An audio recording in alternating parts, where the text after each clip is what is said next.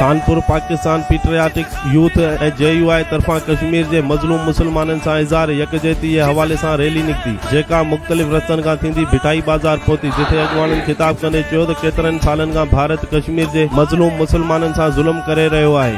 कश्मीर के मुसलमानन के भारत की फौज मुसलसल तशद्दुद जो निशानो बणाए वने थो। केतरे अरसे का कश्मीर के अंदर कर्फ्यू जो माहौल है। कश्मीरन की जिंदगी आज़ाब बणियल आहे। गुलन जड़ा बारड़ा मर्द औरतों बुख विगे ज़हनी मरीज़ बणिजी विया आहिनि। हिननि वधीक शिकारपुर न्यूज़ सां ॻाल्हाईंदे चयो त जी 5 फेबरवरी ते कश्मीर के मज़लूम मुसलमानन सां इज़हार यकजहती के हवाले से पूरे पाकिस्तान में रैलियों निकिरंदियूं आहिनि। कश्मीर के मज़लूम मुसलमानन की हिमायत की वेंदी आहे। भारत जो मुसलसिल केतरनि ई ॾहाकनि खां कश्मीर के अंदर कश्मीर के मज़लूम मुसलमानन सां जो ज़ुल्म बर्बरियत जा पहाड़ केरिया आहिनि या पूरी दुनिया के अॻियों आहे। रैली या कश्मीरी यकजहती के हवाले से है। कश्मीर के अंदर इंडिया के 8 लाख फौज की जी दहशतगर्दी उते जुल्म कश्मीरी अवाम के मथो थी रहो आहे। उन्हीं जी असां खानपुर शहर की अवाम बिल्कुल भरपूर मज़म्मत कयूं था। असां पाकिस्तानी सब उन सां गॾु आहियूं। पाकिस्तानी बच्चो पाक आर्मी सां गॾु आहे।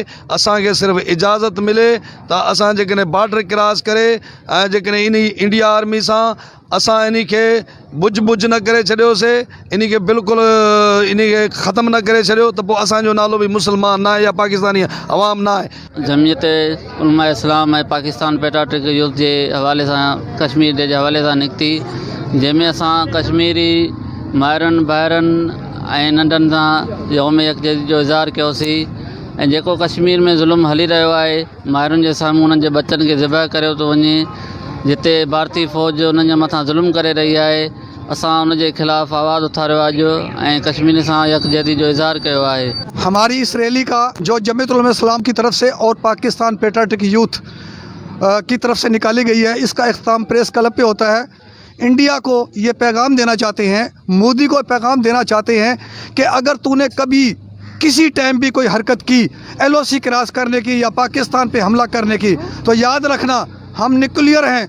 अगर ये जंग होती है तो इंशाल्लाह ख़त्म हम करेंगे, और ये जब ख़त्म होगी तो शायद आप भी ना रहें, लेकिन तेरा नाम निशान मिट जाएगा, हिंदुज़म ख़त्म हो जाएगी, तुझे कोई बोलने वाला नहीं रहेगा। और कश्मीर पे जो तू जुल्म कर रहा है ना, याद रखना वो आग तेरे घर में लग चुकी है, और इंशाल्लाह ये आग तेरे को, तेरी काबीना को, तेरे मिनिस्टरों को, तेरे आर्मी को नेस्त नाबूद जल के राख बना देगी। और इंशाल्लाह